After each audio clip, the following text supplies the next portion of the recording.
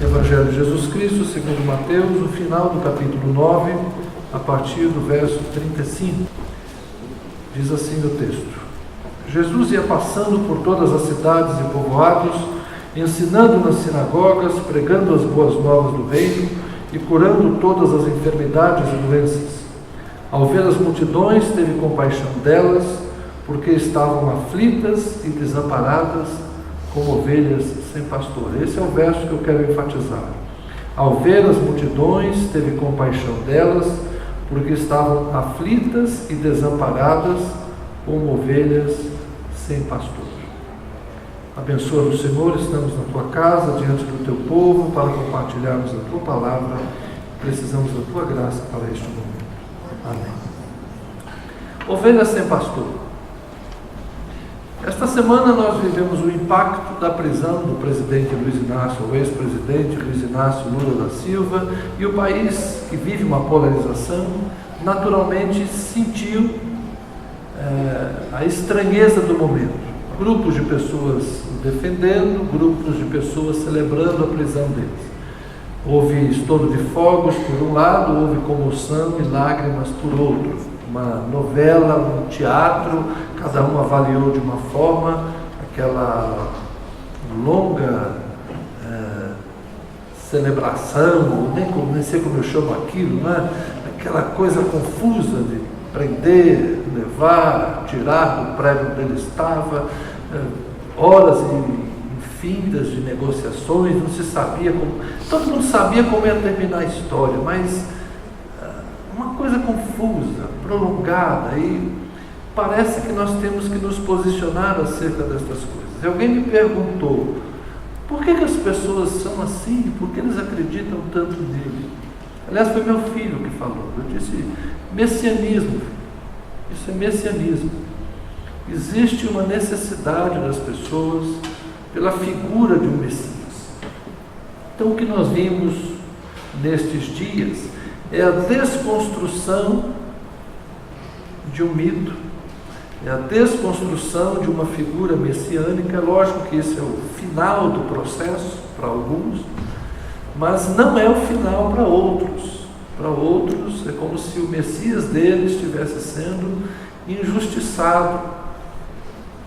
Então nós vemos uma quase metáfora para a situação de Jesus de Nazaré. Guardadas as proporções, as pessoas se posicionam quase que de uma forma religiosa. É quase religião. As ideologias, elas estão muito perto das teologias. Teologia tem a ver com a nossa crença em Deus, a nossa opinião, o nosso pensamento, a nossa compreensão acerca de Deus. E ideologia tem a ver com a nossa compreensão acerca de mundo.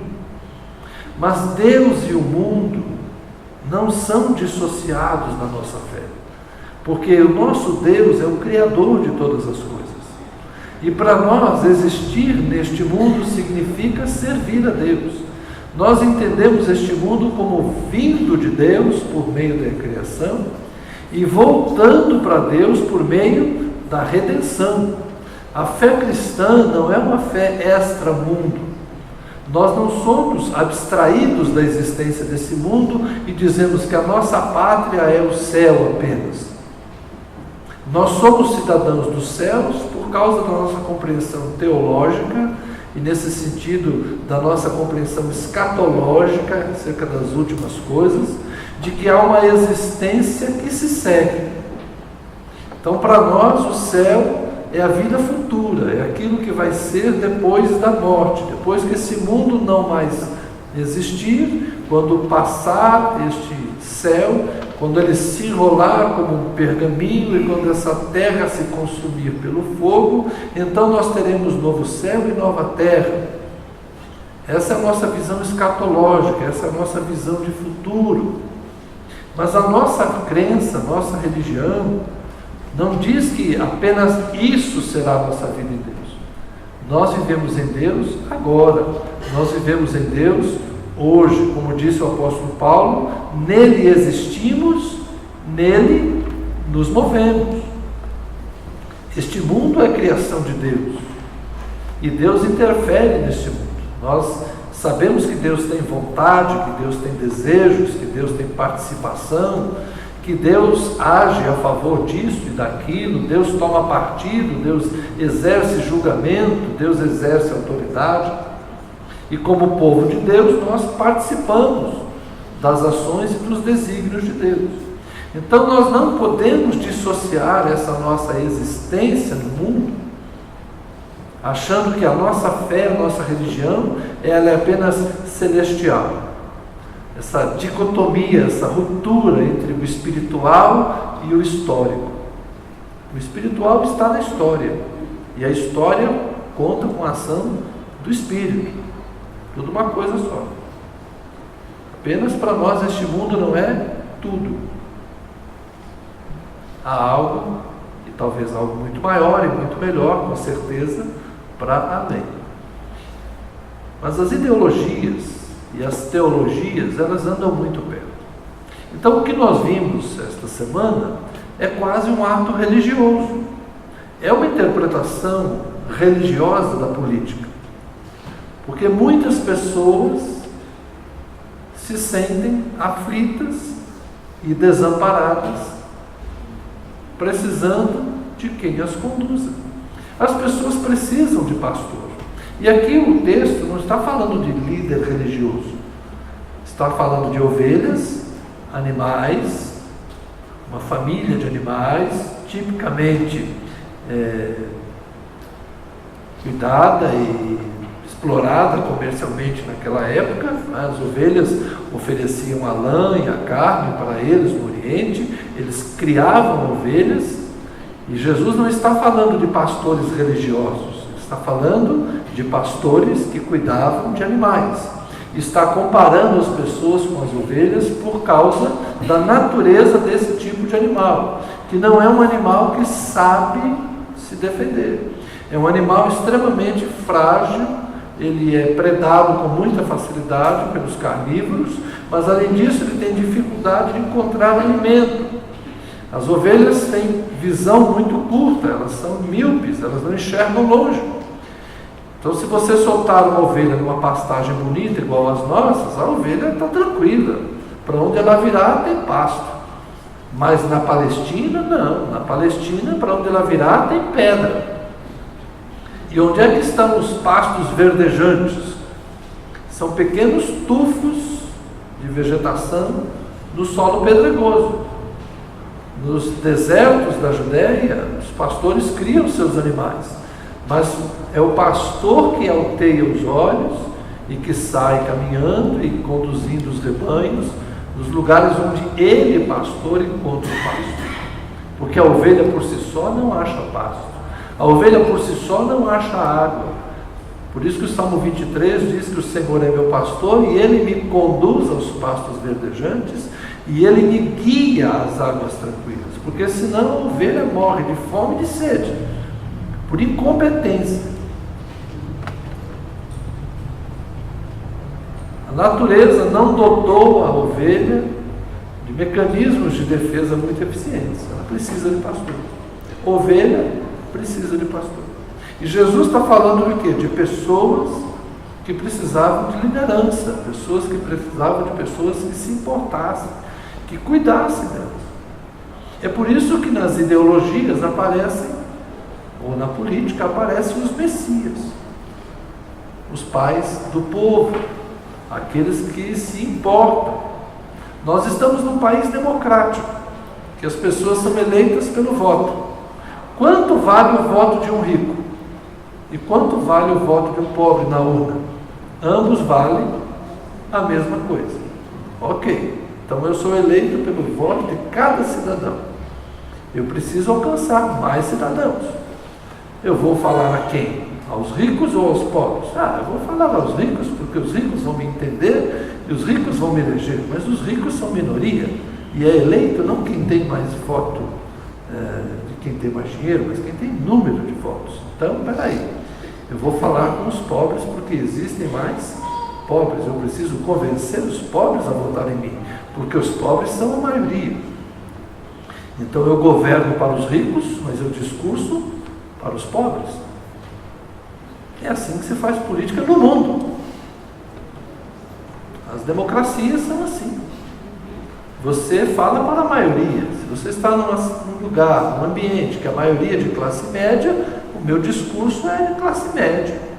Eu vou falar de universidade para o seu filho, saúde, mas saúde de último grau, né? Cirurgia plástica, o Estado pagando cirurgia plástica, porque a classe média paga a sua cirurgia plástica. Mas aí o Estado, não, nós vamos conseguir cirurgia plástica para todo mundo aí. Universidade de qualidade para todos os jovens. Porque a classe média tem esse interesse. Agora para o pobre você fala o quê? Comida, água encanada, água limpa, energia elétrica. Porque em muitas cidades desse país, o gerador funciona das 18 às 22. 22 desliga o gerador, a cidade fica às escuras. Essa é a realidade em alguns poucos lugares do nosso Brasil. Então é natural que as pessoas façam política falando estas coisas. E aí a política, e a ideologia em si, ela se reveste quase que de um valor religioso. O que nós vemos nesta semana é a política virando religião. E de vez em quando, talvez vocês estejam pensando, nós estamos vendo aqui hoje a religião virar política. Não vou fazer política aqui. Só estou tentando fazer você entender por que as pessoas se comportam desta maneira.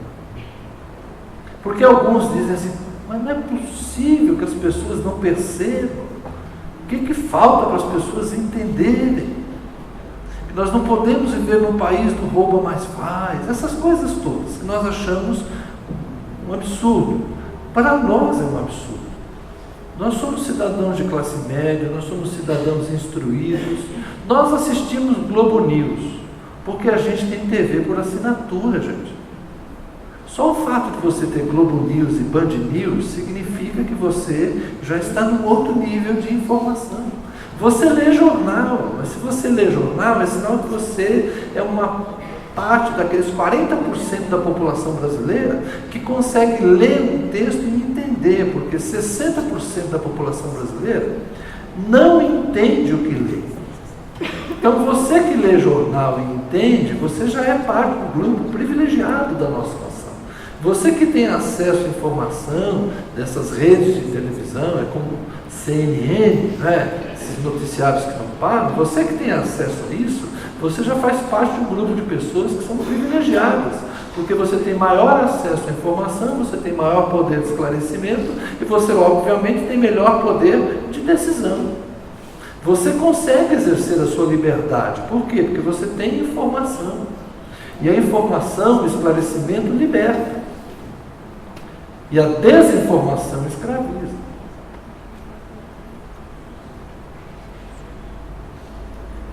Então nós nos admiramos de que algumas pessoas muito simples parecem não perceber o mundo da forma como a gente percebe. É óbvio que não vão perceber como a gente percebe. A realidade deles é outra. A pessoa que passa 3, 4 horas dentro de um ônibus por dia em São Paulo, se deslocando de um bairro para outro para trabalhar, para ganhar às vezes um salário que mal supre as suas necessidades, ele tem outras expectativas. O cidadão que mora nas periferias, nas favelas, quem mora no alto do morro do Rio de Janeiro, que está ora na mão da milícia, ora na mão do tráfico, a forma dele ver o mundo é diferente. As ovelhas precisam de pastor, as ovelhas precisam de cuidado, as pessoas precisam de quem cuide delas. E aí? Aí eu me lembrei do texto de Jeremias capítulo 23. E esse texto muitas vezes é equivocadamente usado pelos pastores religiosos, achando que o texto fala deles. Mas o texto não fala de religião.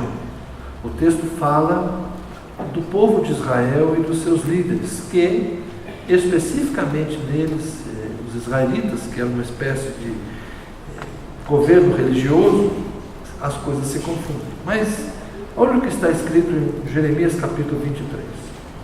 Ai dos pastores que destroem e dispersam as ovelhas do meu pasto, diz Yahvé o Senhor. Portanto, assim diz Yahvé, Deus de Israel, aos pastores que tomam conta do meu povo: foram vocês que dispersaram e expulsaram o meu rebanho e não cuidaram dele. Mas eu vou castigar vocês pelos seus maus procedimentos, declara Yahvé. Eu mesmo reunirei os remanescentes do meu rebanho de todas as terras para onde os expulsei e os trarei de volta à sua pastagem, a fim de que cresçam e se multipliquem. Estabelecerei sobre eles pastores que cuidarão deles, e eles não terão mais medo ou pavor nenhum, e nenhum deles faltará, declara o Senhor. Dias virão, declara Yahvé, em que levantarei para Davi um renovo justo, um rei que reinará com sabedoria e fará o que é justo e certo na terra. Em seus dias, Judá será salva, Israel viverá em segurança, e este é o nome pelo qual será chamado: Yahvé é nossa justiça. Aquela expressão do hino do Kleber Lucas: Tzidkenu Yahvé, Yahvé Tzidkenu, o Senhor é a nossa justiça. Deus está, por meio de Jeremias, falando aos líderes dos dias de Jeremias, naquela época em que as tribos do norte já haviam sido dispersas pelo reino da Samaria, pelo império assírio, e agora se avizinhava a dispersão das últimas duas tribos, Judá e Benjamim, agora pelo império babilônico. A nação estava já perto de se esfacelar, e a palavra de Deus para eles, pastores e líderes, são aqui os príncipes, os profetas e os sacerdotes de Israel. Deus diz: vocês expulsaram e dispersaram o meu rebanho. Mas logo depois ele diz: eu os expulsei para as terras. Espera aí, foram os líderes? Foram as autoridades ou foi Deus? A ação foi de Deus. Deus expulsou, Deus fez com que os israelitas fossem dispersos pelos assírios e pelos babilônios. Mas a quem Deus responsabiliza? Os líderes. Por quê? Porque vocês fizeram o meu povo errar. Um pouquinho adiante, no mesmo capítulo, está escrito assim: tanto o profeta como o sacerdote são profanos. Até no meu templo encontro suas iniquidades, declara o Senhor. Por isso o caminho deles será como lugares escorregadios nas trevas, para os quais serão banidos e nelas cairão. Então Deus estava falando que mesmo no templo, os profetas e os sacerdotes praticavam a iniquidade. Isso fez com que o povo se perdesse. Por culpa dos líderes, o povo se perdeu. Por causa da iniquidade, da promiscuidade, da injustiça, da idolatria, a nação de Israel, que deveria ser uma nação símbolo, uma nação espelho, uma manifestação para a glória de Deus, eles se tornaram uma nação igual ou pior que as outras. Então Deus, que havia colocado eles na terra, antes chamada de terra prometida, que mana leite e mel, Deus os expulsou daquela terra. Com que intenção? Para punir os pecados, para que o povo se convertesse, para que os líderes se convertessem. Mas lembram-se das palavras de esperança? Dias virão em que levantarei para Davi um renovo justo. Aqui não é o rei Davi, o rei Davi já estava morto há séculos, mas ele está falando da casa real. Eu vou levantar um novo rei, um novo líder, e ele reinará com sabedoria e fará o que é justo na terra. Por isso que as pessoas diziam para Jesus: Hosana, Hosana ao filho de Davi. Porque até os dias de Jesus, o que eles estavam esperando? Esse rei justo, esse rei que governaria com sabedoria. É isso que nós chamamos de esperança messiânica. Uma nação que se constrói, depois se dispersa, é destruída, tem esperança da reconstrução. Ok, Nós vamos ser reconstruídos, nós vamos voltar das terras estrangeiras e voltaremos a ser uma nação. Vamos voltar para a nossa terra. E quem vai cuidar de nós? Quem serão os nossos líderes? Os velhos sacerdotes? Os mesmos profetas? Os mesmos príncipes? Nós vamos reconstruir as coisas do mesmo jeito? Tudo vai continuar como antes.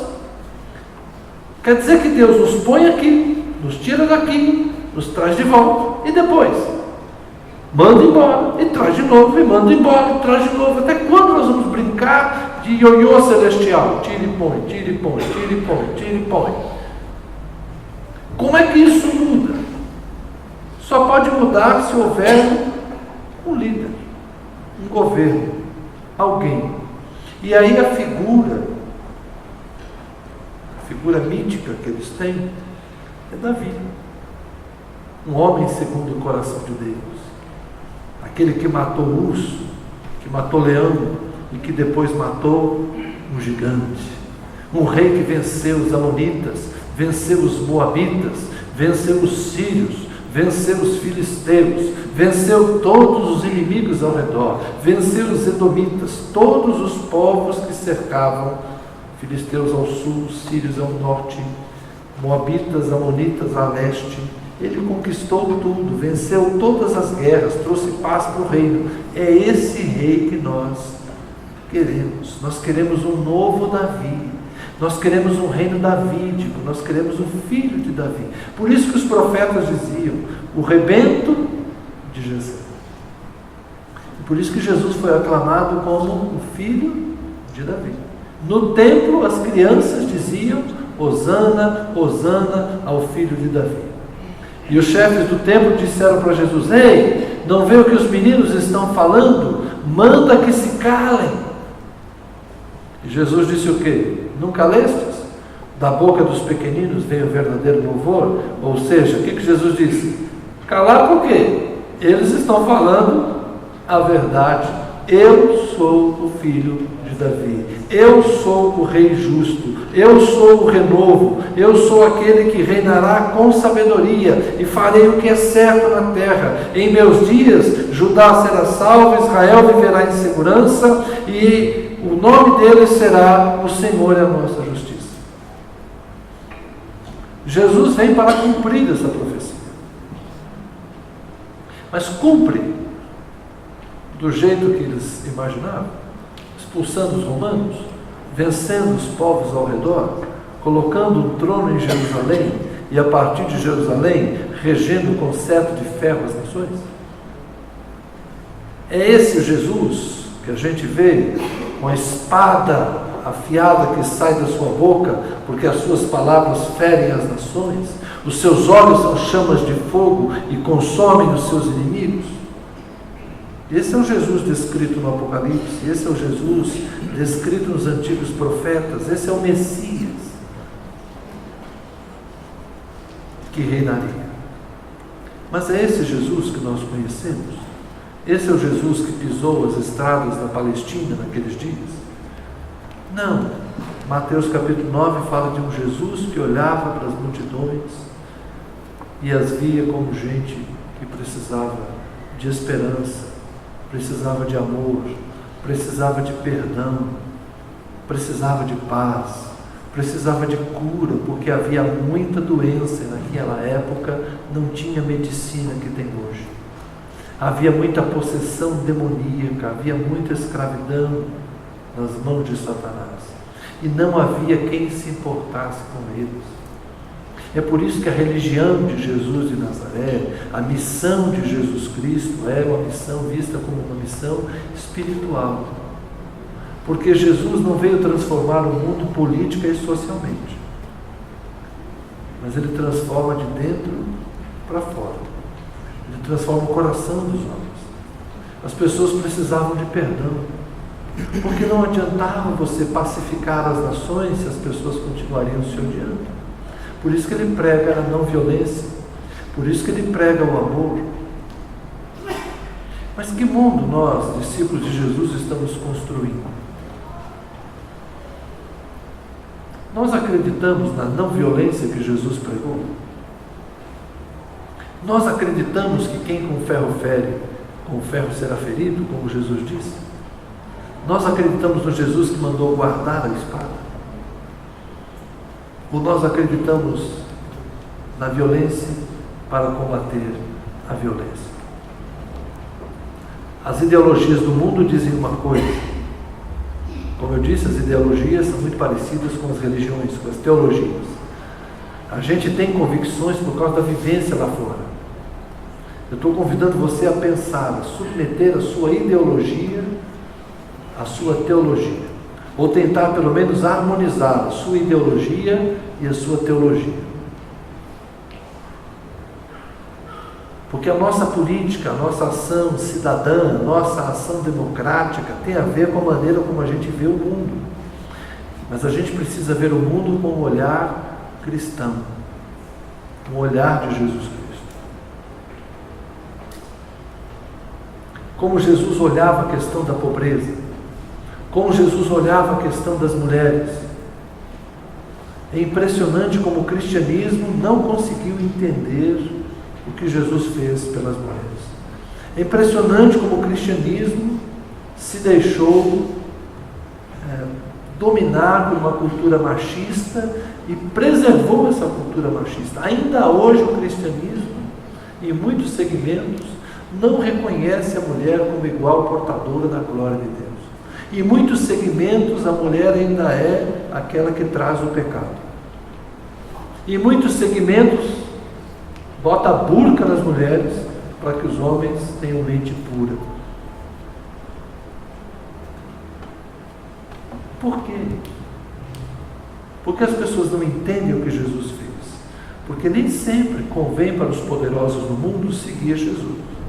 Nem sempre convém para os poderosos do mundo fazer o que Jesus mandou fazer.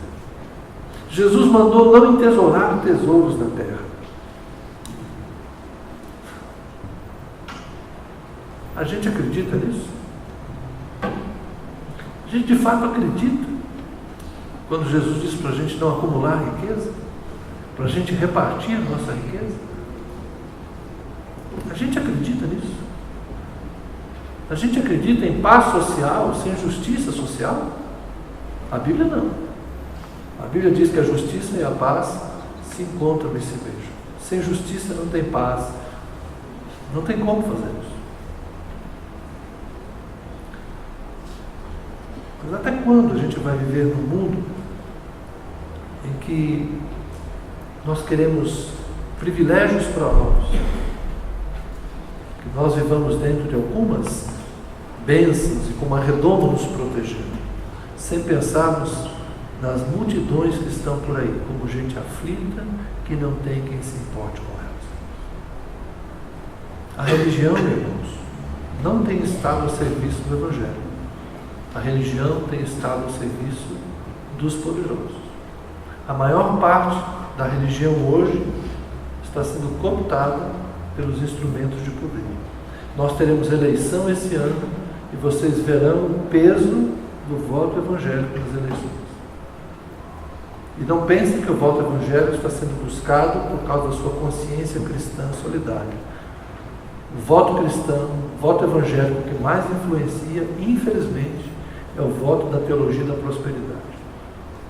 É o voto daqueles que estão atrás de privilégios, que querem dividir o poder, não dividir o pão. Dividir o poder. O voto evangélico que tem chegado à Câmara dos Deputados distritais aqui, não nos representa. Nenhum dos que estão lá, talvez um, não me representa. Porque o que eles querem é poder, o que eles querem é benefícios, o que eles querem é barganha, o que eles querem é cargo público para colocar pastores e amigos lá. É a mesma política que os outros fazem. Nenhum propósito mais relevante, nenhum projeto mais significativo. Se comportam exatamente como os outros. Não são sal e não são luz. Mas daqui a pouco virão pedir o nosso voto. E aí? Essa democracia faz com que nós, 40 milhões de evangélicos, tenhamos 40 milhões de votos. Não vou dizer que é 40 porque nós somos tudo isso e nem todos votam. né? Mas há uns 20 milhões, no mínimo, de eleitores evangélicos nesse Brasil. Talvez tenha. Como é que a gente vai ter consciência? Se no púlpito, do púlpito não vem consciência. Eu não estou aqui fazendo uma pregação política, estou fazendo uma pregação para que a gente entenda que há uma responsabilidade social. E pastores são líderes. Nós deveremos escolher os nossos líderes. Nesse texto aqui, os pastores são os líderes. Nós deveremos escolher os nossos líderes. Temos que começar a pensar nisso. Temos que começar a orar. Mas não só orar. Não sei quantos de vocês receberam os posts convidando a igreja para orar e jejuar na quarta-feira, quando tinha a votação do Supremo. Eu fiquei pensando, quando é que a gente vai convocar o povo para a rua? A gente só chama o povo para dentro da igreja, para o quarto secreto. Vamos lá, irmão, vamos reunir aqui na igreja e vamos orar, no nosso canto. Ou então vai para o secreto do seu quarto e ora. Nós tínhamos que ter convocado a igreja para a rua. Quando eu vi aquelas convocações, não vou dizer que eu não gostei, mas eu falei, tá, mas e aí? Vamos continuar fazendo a mesma coisa. Vamos continuar uma igreja dentro dos templos, dentro de casa, deixando que os outros subam nos carros de som e falem as bobagens que eles querem falar.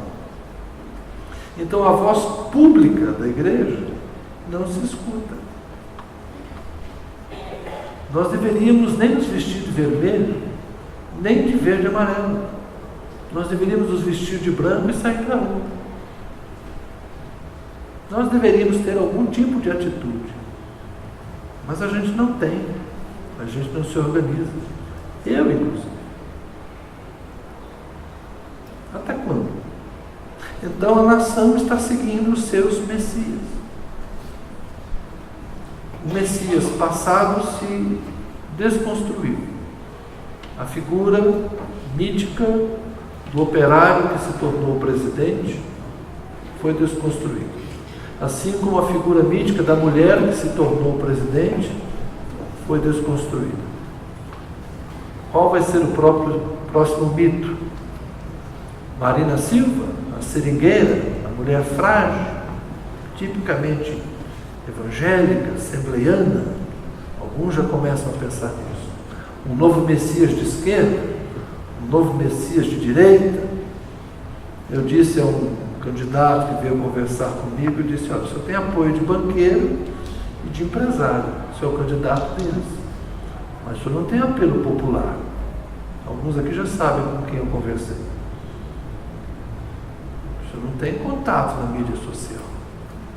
O senhor precisa de um pouco mais de projeção se o senhor pretende concorrer à presidência desse país. Os banqueiros vão gostar do senhor, mas eu não creio que o povo vai gostar. E normalmente o candidato dos banqueiros não é o candidato do povo. Quem será o próximo Messias? Vocês perceberam como o nosso país está confuso? É por isso. Vamos orar? Vamos orar.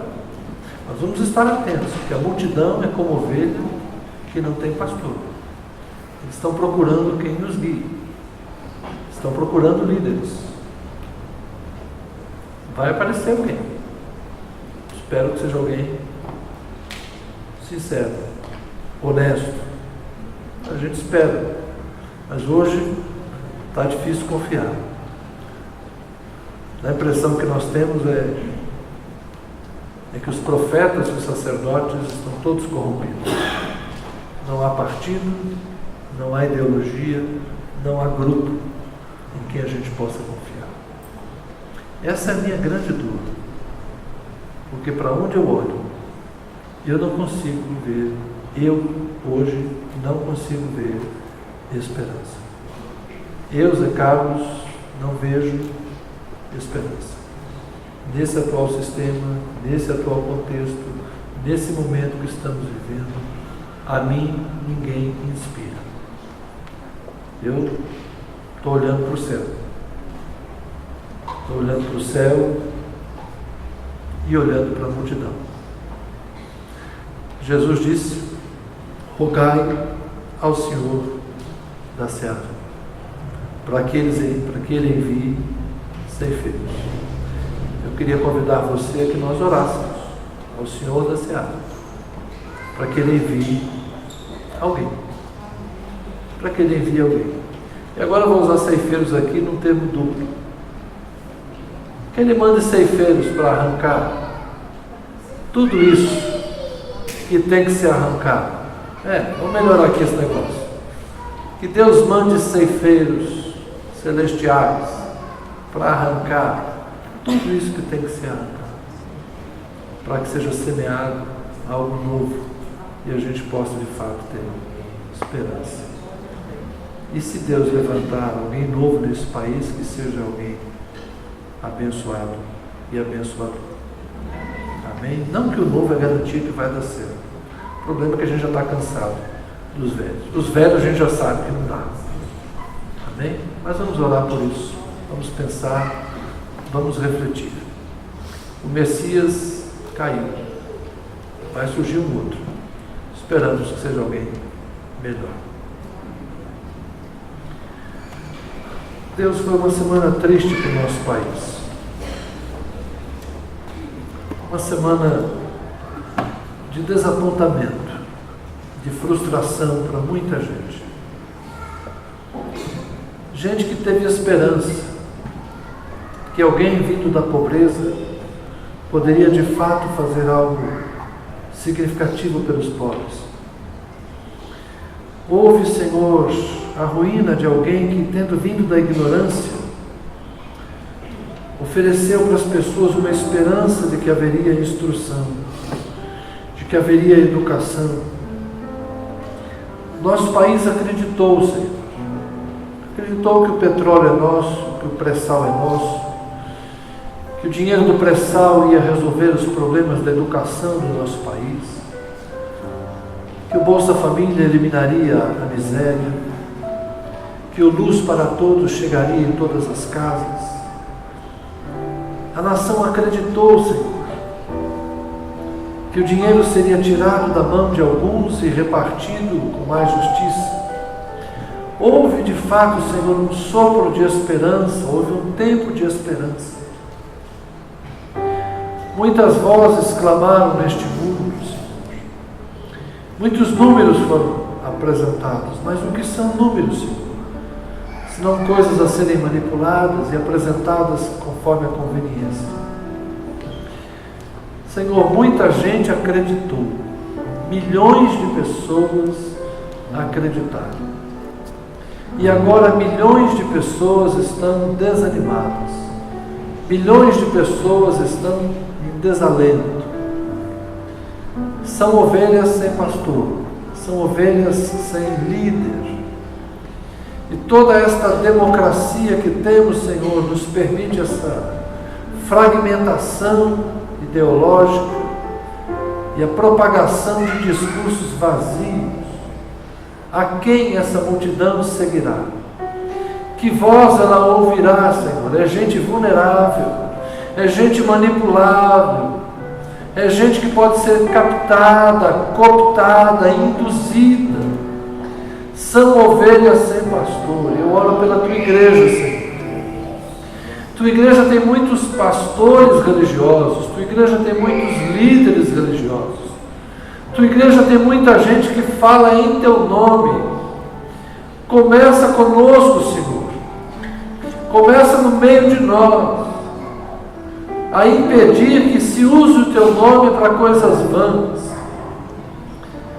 Não permita, Senhor, que a fé em Jesus Cristo seja usada por interesses escusos, manipulatórios, para que pessoas cheguem ao poder em função de si mesmos. Não permita que a tua igreja, Senhor, seja massa de manobra,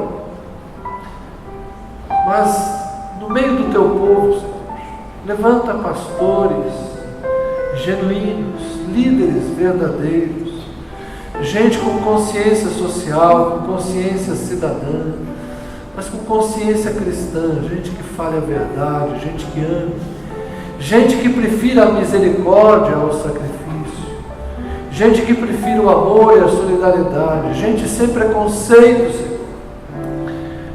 gente sem racismo, sem machismo, cristãos que não apedrejam as minorias, que não perseguem as outras minorias, cristãos verdadeiros, que aprenderam a perdoar, que aprenderam a amar, que aprenderam que é melhor honrar e servir do que ser servido, gente que esteja disposta a doar no seu tempo em favor da construção de uma sociedade mais justa. Que no meio da tua igreja, Senhor, apareçam candidatos honestos e sinceros, verdadeiros, para que nós possamos votar em gente de bem, gente digna. Jesus, tu pediste que nós orássemos por ceifeiros. Estou te pedindo, Senhor, líderes, dá-nos líderes, dá-nos pastores que guiem esta nação com justiça. Usa, Senhor, a tua espada. O Senhor é o Deus que dá a vida, mas o Senhor é o Deus que tira a vida. Usa a tua espada, Senhor. Cinge-te dela. Remove aquilo, Senhor, que impede a nossa nação de prosperar. Remove aqueles, Senhor, que estão ocupando indevidamente o lugar que pertence a outros.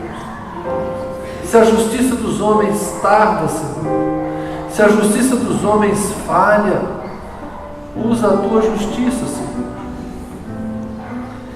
Tem misericórdia da multidão, tem misericórdia dos milhões. Tem misericórdia, Senhor, desses pais de família que se esforçam, trabalhando de sol a sol. Tem misericórdia desses operários, dessas mulheres de dupla e tripla jornada de trabalho. Tem misericórdia, Senhor, desse povo das favelas, desassistidos, sem segurança, sem saúde. Tem compaixão dessa gente, Senhor. E não permita que esta corja continue a nos governar, Senhor. Que estas quadrilhas, esses antros de perdição que se tornaram, Senhor, as casas democráticas. Até quando, Senhor? Até quando esperarás para exercer a tua justiça e o teu juízo, Senhor? Traz à luz todas estas coisas, Senhor. Envergonha o ímpio, derruba o ímpio da sua impiedade, derruba o soberbo da sua arrogância, destrona, Senhor, aqueles que acham que o Senhor não vê, aqueles que acham que o Senhor não sabe e aqueles que acham que o Senhor não age.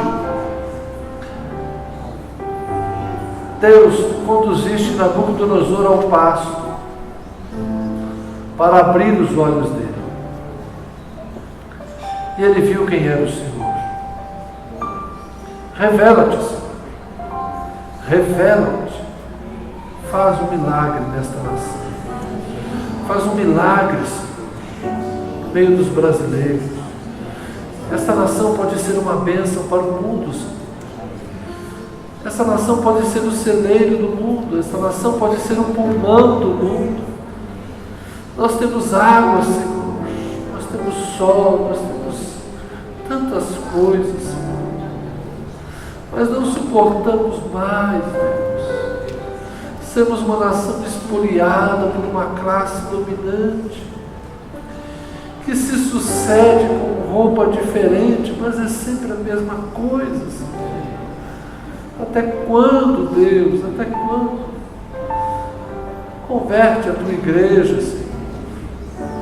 Converte a tua igreja, que os olhos dos teus filhos se abram,